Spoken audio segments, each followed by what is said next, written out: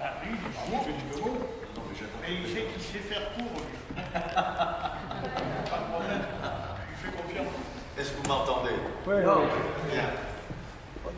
Je crois que l'essentiel vous a été dit. Mais moi, je suis d'un caractère optimiste. Oui. Nous sommes encore aujourd'hui 200 000. Moi aussi. 200 000. Alors, comment faire subsister ces 200 000 adhérents? On va poser le problème du recrutement. N'oublions pas que nous ne sommes pas seuls. Nous avons des soldats de France qui sont passés de 20 000 à 30 000. Et mon prédécesseur, je pense à mon prédécesseur, Jean-Pierre Vizy, a toujours insisté sur l'apport des soldats de France. Premier point. Deuxième point, le deuxième élément de l'UNC, ce sont les veuves. Les veuves. Ça signifie qu'elles pèsent dans l'arrondissement autour de, dans l'UNC, 17 000 adhérents. Ce n'est pas négligeable. Ce n'est pas négligeable. Troisième élément, et le problème a été abordé, celui des OPEX. La seule question qu'il faut se poser, c'est de dire qu'est-ce que nous pouvons leur offrir pour qu'ils viennent chez nous. Mais comme on l'indiquait tout à l'heure, il y a ce qu'on peut offrir et il y a la mentalité qui est la nôtre. Et donc on ne peut pas empêcher les OPEX qui ont défendu la France, qui défendent la France, d'être plus attachés, comme l'indiquait le président départemental, à l'amicale, c'est-à-dire à un endroit où ils aiment retrouver les leurs. Nous avons eu, nous, la même réaction. Et quand ils quittent le lieu dans lequel ils ont œuvré, le pays dans lequel ils ont œuvré, eh bien, ils trouvent les mêmes problèmes que nous. C'est-à-dire que le problème de l'emploi, le fait de créer ou pas une famille, et ils arrivent dans un contexte difficile. En plus, il y a une myriade d'associations OPEX. Et en particulier, il y a une association nationale des OPEX. Et il se trouve que le président de cette association est devenu, cette année, à l'honneur national, président de la commission de la carte des anciens combattants. C'est-à-dire qu'il occupe un poste important. Et donc, vous conviendrez que lorsque vous avez un problème, il vaut mieux s'adresser à Dieu qu'au saint. Et donc, les OPEX ont obtenu ce poste par une élection. Il faut y ajouter que, à ce problème, s'ajoute le fait que les autorités ont décidé d'ouvrir un peu plus largement les instances d'anciens combattants aux OPEX, en disant, nous pensons que ce sont les successeurs naturels des anciens combattants. Mais là où le bas blesse, c'est que notre ministre de la Défense, dans le même temps, a créé, sous la poussée de l'Europe, et il disait, c'est étonnant que les Français n'aient pas un syndicat qui défende les intérêts des militaires, des professionnels.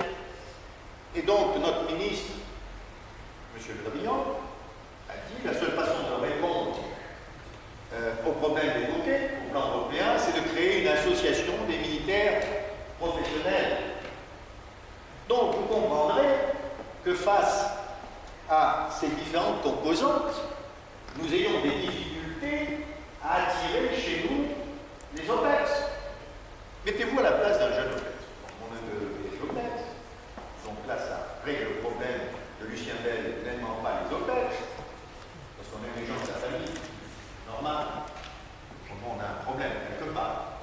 Donc, il dit, le ministre a créé une structure, une association, le président de cette association occupe un poste important, donc je vais aller plus tôt dans cette structure, plutôt qu'aller à l'UNC, où ils ne sont que 2700 sur 200 200 000. Alors comme nous avons le cœur très large, aujourd'hui, l'UNC est administré, j'utilise bien le terme, administré par beaucoup de places. Le président l'est, le président national, le premier vice-président l'est, le secrétaire général l'est, le secrétaire général l'est. Donc ça signifie que nous sommes une association qui avons accueilli les OPEX. Nous n'en avons pas fermé la porte. Personne ne leur a fermé la porte. Et ils ont une dizaine de présidents départementaux. Donc, ils ont un chemin de tracé. Mais on revient à la question du début. Que pouvons-nous leur offrir sur le plan de la moralité, sur le plan des aides que l'on a apportées. Et je dirais tout simplement que j'ai fait passer, parce que je suis plus président national, je suis administrateur national, donc j'ai fait passer l'aide sociale d'1 million d'euros, 1,3 million, pour faire face aux besoins exprimés par nos concitoyens. Mais le problème de fond auquel j'ai été confronté et auquel nous sommes confrontés, ce sont le problème de l'histoire. Il y a eu le problème des fusillés, pour l'exemple, 14-18, il y a eu le problème de Jean Zay, de Panthéon, il y a eu le problème de Sétif, il y a eu le problème du 5 décembre. Je m'arrête sur le 5 décembre. Certains mauvaises langues disent que maintenant qu'ils sont connus le 19 mars, pour moi le 19 mars c'est mort. La carte à cheval, si on donne la carte d'ancien combattant après le 19 mars, c'est que le 19 mars n'a pas été mis à la guerre, puisqu'on donne la carte d'ancien combattant après le 19 mars.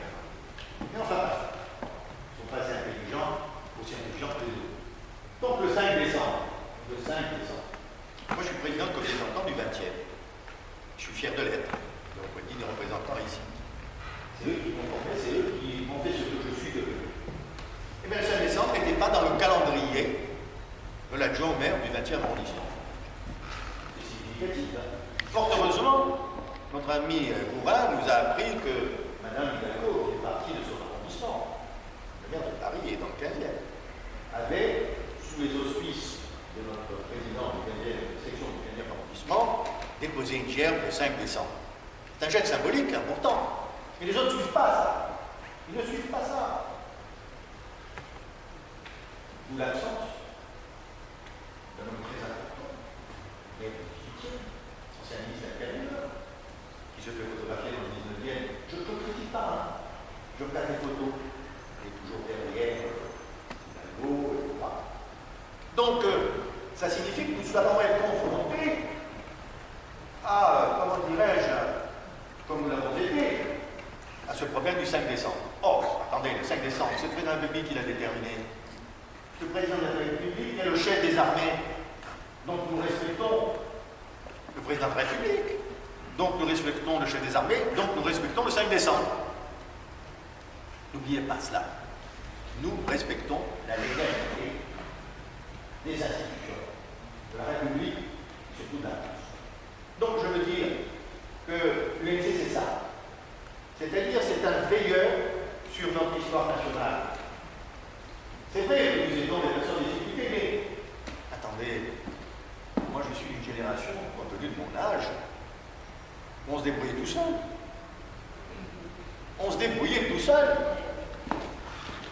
Ma mère, ma grand-mère, quand elle avait un problème, elle n'allait pas à la mairie. Elle essayait de résoudre le problème. Elle travaillait plus. Il y avait le soutien familial. Aujourd'hui, les choses ont changé. C'est-à-dire quand on a un problème, on va frapper à la mairie, on va frapper à la sécurité sociale, on va demander les aides sociales. Il faut qu'il y en ait. Il faut qu'il y en ait. Mais je veux dire, il faut aussi compter sur nous-mêmes. Sur nous-mêmes. Donc ça signifie que l'élément historique, je termine, que l'élément historique, je termine. Donc l'élément historique, c'est que nous avons un rôle premier dans l'histoire. Parce que l'histoire de France, c'est la nôtre. Donc il faut défendre notre histoire. Et si nous ne le faisons pas, qui va le faire? Regardez l'évolution des livres d'histoire qu'ont nos enfants. J'ai posé la question à mon petit-fils. Il n'y a pas grand-chose dans l'histoire. Alors vous avez un rôle, grand-mère, de mère, d'expliquer notre histoire. Il y a un film qui s'appelle Fahrenheit, avec un chiffre derrière, c'est pas important. On détruit les livres, on détruit l'identité des personnes. Nous sommes l'identité. Donc nous devons transmettre à ceux qui nous entourent, ceux que nous aimons et ceux que nous aimons moins, mais nous aimons tous le monde. Donc notre histoire nationale. Et l'UNC doit être là pour défendre cette histoire nationale. Voilà le message que je voulais vous communiquer en vous disant que le Congrès national aura lieu à Bordeaux, et que le président national actuel a sollicité pour Bordeaux le secrétaire d'État de l'ESMI qui a été conduit. Il y a eu un remaniement, mais il est toujours secrétaire d'État. Et qu'on envisage pour 2018 et c'est ma conclusion, la présence de notre président de la République actuel. En 2018, il a été sollicité. Et comme l'a dit le président de Paris, c'est une affaire qui est gérée aussi par Dominique Boyer, la commission qui s'occupe de cette opération. Donc, c'est un enjeu pour Paris. Et cet enjeu, je fais pas une comparaison avec les Jeux Olympiques, hein, on n'a pas les moyens, vraiment la tour est faite pour nous, mais nous avons nos convictions sur à quoi nous tenons.